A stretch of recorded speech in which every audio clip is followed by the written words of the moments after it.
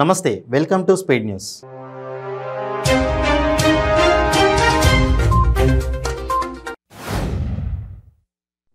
Bhuvanagiri MLA Pailla Shekar Reddy మీద IT దాడులపై మంత్రి జగదీష్ రెడ్డి స్పందించారు. బీఆర్ఎస్ ప్రజాప్రతినిధులపై జరిగే ఐటీ దాడులని బీజేపీ ప్రేరేపిత దాడులే అని అన్నారు. విచారణ సంస్థలను అడ్డం పెట్టుకుని ప్రతిపక్షాలపై దుర్మార్గంగా వ్యవహరిస్తున్న బీజేపీ కేసులు పెట్టి భయపెట్టించే ప్రయత్నం చేస్తుందని అన్నారు. మహబూబాబాద్ జిల్లాలో వింత వివాహం ఆదర్శంగా జరిగింది. గార్ల మండలం అంజనాపురం గ్రామానికి చెందిన ట్రాన్స్జెండర్ బానోత్ రాధిక, డోర్నకల్ మండలం సిగ్నల్ తాండాకు చెందిన ధారావత్ వీరు ప్రేమించుకున్నారు. గార్ల మండలం మరిగూడెం గ్రామంలోని శ్రీ వేట వెంకటేశ్వర స్వామి దేవాలయంలో వేదమంత్రాల సాక్షిగా బంధుమిత్రుల సమక్షంలో వివాహం చేసుకున్నారు. డబుల్ బెడ్రూమ్ అందని బాధితులు తహసీల్దార్ కార్యాలయానికి తాళం వేసి నిరసన తెలిపారు. ఈ ఘటన సూర్యాపేట జిల్లా మోతె మండలంలో జరిగింది. వివిధ గ్రామంలో పంపిణీ చేసిన డబుల్ బెడ్రూమ్లో అవకతవకలు జరిగాయని పలుమార్లు అధికారుల దృష్టికి తీసుకెళ్లినా పట్టించుకోలేదని ఆందోళనకు దిగారు. ఆందోళనకారులకు సిపిఎం పార్టీ నాయకులు మద్దతుగా నిలిచారు. తెలంగాణ యూనివర్సిటీలో ఆందోళనలు కొనసాగుతున్నాయి. వేతనాలు చెల్లించాలంటూ 3వ రోజు అడ్మినిస్ట్రేటివ్ బిల్డింగ్ వద్ద అవుట్సోర్సింగ్ ఉద్యోగులు ధర్నాకు దిగారు. వంటలు చేయడం నిలిపివేసి విధులను బహిష్కరించారు. ఉద్యోగుల సమ్మెను పరిష్కరించి మెస్లు తెరిపించాలంటూ విద్యార్థులు కూడా ఆందోళనకు దిగారు. ఎన్నికల్లో వైఎస్ఆర్ కాంగ్రెస్ పార్టీకి ప్రజల అండ కావాలే తప్ప ఇతర పార్టీల అండ అవసరం లేదని మంత్రి పెద్దిరెడ్డి రామచంద్రారెడ్డి పేర్కొన్నారు. వైసీపీ పొత్తు కేవలం ప్రజలతో మాత్రమేనని, ఇతర పార్టీలతో కాదని మంత్రి పెద్దిరెడ్డి రామచంద్రారెడ్డి స్పష్టం చేశారు. టీడీపీ అధినేత చంద్రబాబు రాజకీయంగా శక్తిహీనుడయ్యాడని విమర్శించారు. ఏలూరు జిల్లాలో గుర్తు తెలియని వ్యక్తులు మహిళపై యాసిడ్ దాడి చేయడం దురదృష్టకరమని రాష్ట్ర హోంమంత్రి తానేటి వనిత అన్నారు. బాధితురాలికి వెంటనే ప్రభుత్వ ఆసుపత్రిలో వైద్యం అందించారు. మెరుగైన వైద్యం అందించేందుకు మణిపాల్ ఆసుపత్రికి తరలించారు.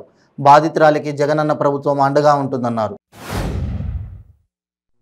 తాడేపల్లిగూడెం పోలీస్ స్టేషన్ నందు దళితులకు అండగా నిలబడ్డందుకు కొందరిని అరెస్ట్ చేశారని పాలకొల్లు ఎమ్మెల్యే నిమ్మల రామానాయుడు పోలీసులను తీవ్రంగా విమర్శించారు. 3 పర్యాయాలు పోలీస్ స్టేషన్ల చుట్టూ తిప్పుతూ కేసులు పెట్టారన్నారు. వృద్ధులను కూడా చూడకుండా మహిళలు, చంటి బిడ్డల తల్లిదండ్రులను సైతం గమనించకుండా వారిపై లాఠీ చార్జ్ చేయడం తగదని చెప్పారు. విశాఖ జీవీఎంసీ ప్లాస్టిక్పై యుద్ధాన్ని కొనసాగిస్తోంది. నగర పరిధిలో ప్రత్యేక బృందాల ద్వారా 623 కేజీల సింగిల్ యూజ్ ప్లాస్టిక్ను సీజ్ చేయడం జరిగిందని, 5,50,200 రూపాయలు జరిమానా విధించడం కూడా జరిగిందన్నారు. జీవీఎంసీ కమిషనర్ సాయికాంత్ వర్మ ఏకో క్లీన్, ఏకో గ్రీన్, ఏకో బ్లూ, ఏకో జీరో ప్లాస్టిక్, ఏకో జీరో పొల్యూషన్ 5 అంశాలతో ఏకో వైజాగ్ ప్రచారం ప్రారంభమైందని అన్నారు.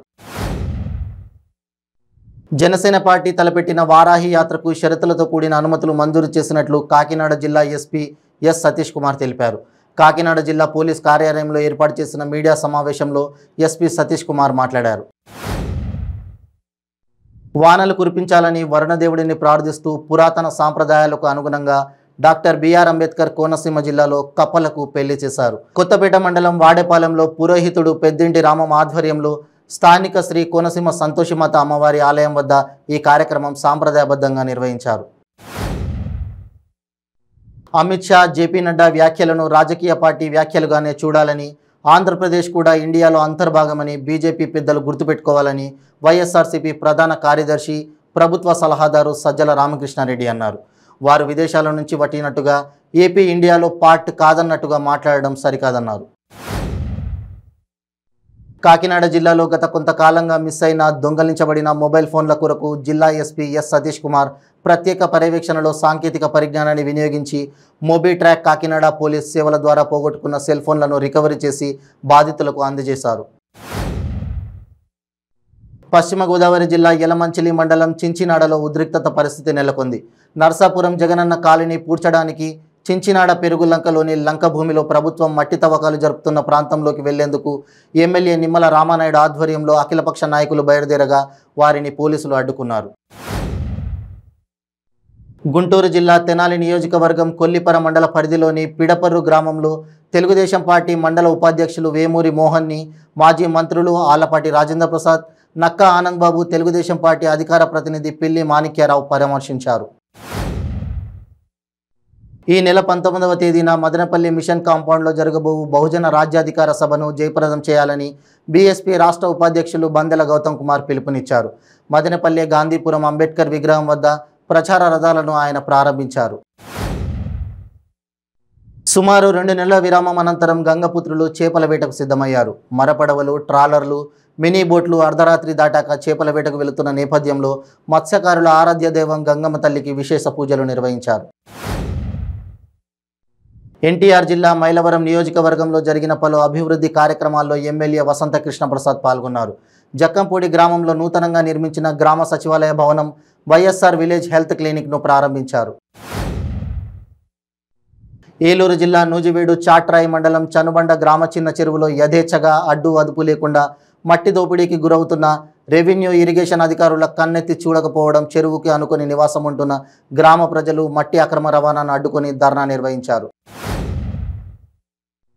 భారతీయ జనతా పార్టీ 9వ సంవత్సరాల పాలనలో దేశంలోని బడుగు బలహీన వర్గాల అభ్యున్నతి కోసం ఎన్నో పథకాలను అమలు చేయడం జరిగిందని పార్టీ జాతీయ ప్రధాన కార్యదర్శి, మాజీ పార్లమెంట్ సభ్యుడు దుష్యంత్ కుమార్ గౌతమ్ అన్నారు. ఏపీ సీఎం జగన్మోహన్ రెడ్డి ప్రాథమిక విద్య అధమ స్థాయికి తొక్కేశారని టీడీపీ నేతలు మండిపడ్డారు. ఈ మేరకు ఫీజు ఎక్కడ కంసమామ అనే పోస్టర్ను టీడీపీ నాయకులు పార్టీ కార్యాలయంలో ఆవిష్కరించారు.